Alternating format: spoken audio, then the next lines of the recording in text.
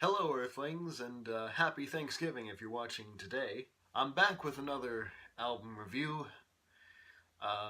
This time, we are examining the self-titled album by the band of the same name, and that name is Fordham Road. These guys are a prog band based in Boston where they met at Berklee College of Music, which they started a year after I did. And for a time they were a pretty big collective centered around drummer-lyricist Tom Shubsta and singer-composer Christian Veitch, who were the only two official members at that point, but they have since established a solid official lineup with the addition of lead guitarist Mark McCarthy and bassist Joe Everett, whom you actually saw Joe in my senior recital if you watched those videos. They get their name from the one Berklee building which is not in the Berklee bubble, or even Back Bay at all. It's so far away from the rest of Berklee you have to drive or take the T, or if you're up for it, walk. But as I said, for a while they were just composed of Christian and Tom with a rotating cast,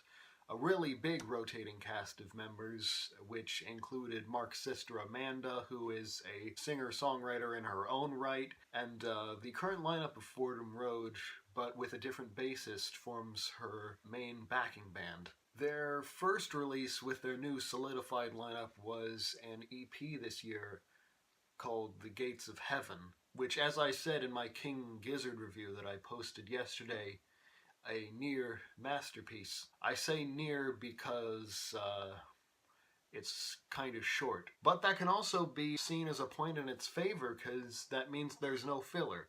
It goes opener, centerpiece, closer. The title track alone is a masterpiece. It's like if Drive Home by Steven Wilson had a baby with YYZ by Rush, and it was raised by Christian Veitch and Tom Shubsta from Fordham Road. I also get the sense that Fordham Road only considers itself prog to the same degree Steven Wilson considers himself prog, because they obviously have so much more potential, especially because Christian and Tom are both former members of Slacktide, which I think almost all the members of Slacktide were at one point rotating live members of Fordham Road. And also, as I mentioned in my King Gizzard album review, I have not yet listened to this album, so I'm going to be reviewing it in real time, so to speak. I'm going to listen to a few songs and then review them. Anyway, let's get started. Track 1 is called Andrew. By coincidence, it was co-written by Andy Sepe from Slacktide. It kicks things off with some big chords and some harmonized guitar leads supported by an organ. The organ keeps going throughout, and it gives it a big epic feel in a similar but slightly different way to what a mellotron would have done. And then it launches into a real driving groove, and I'm loving Tom's lyrics here. I can't quite put my finger on what they're on about, but love and individuality are two central themes, and Christian really sings them like he believes them. New Love in New Places might be called the lead single from the album because it was released as a single, maybe in a different version, I believe. It's a horn-supported 6/8 ballad. Mark plays the trombone here. It's one of those songs where you would put your phones in the air. I mean, I can't because I'm recording on mine, but everyone else would put their phones in the air and do this. I also really love the modulation that goes into the horn interlude and the way they pile on top of each other in counterpoint. Midnight Skyways is an instrumental written by Mark. It opens with some synth effects before his acoustic comes in, and it floats around, but it slips in and out of rhythm. Eye to Eye is another love song with really great chords, great suspended chords. Their beauty is mirrored in the beauty of the vocal harmonies that come in on the chorus. We get a bit of a guitar solo at the end, but not much, and it's just another good song. Take 1 is a sparkling kaleidoscope of polyrhythms. Tom's drums stay in 6/8 after the intro, which you've spent trying to find beat 1, but then the verse comes in and the drums stay in 6/8, but everything else is in 4/4. But everyone goes into the shuffle in the chorus. The lyrics are about writing and rehearsing with a band here. And then they get to their first live show to live the universal dream, and they're once again reminded it's where they've wanted to be all along. And you can almost hear the crowd and see the lights. Track 7, Goodnight 617, is a Spock's Beard-esque instrumental, except for Mark's guitar shredding near the beginning and Tom's surprising double kicking at the end. And now for something completely different, Reggae, on Moe's Loganberry Stash, track 8. Prog bands don't do enough reggae. I mean, how long has Bob Marley been dead? 36, 37 years?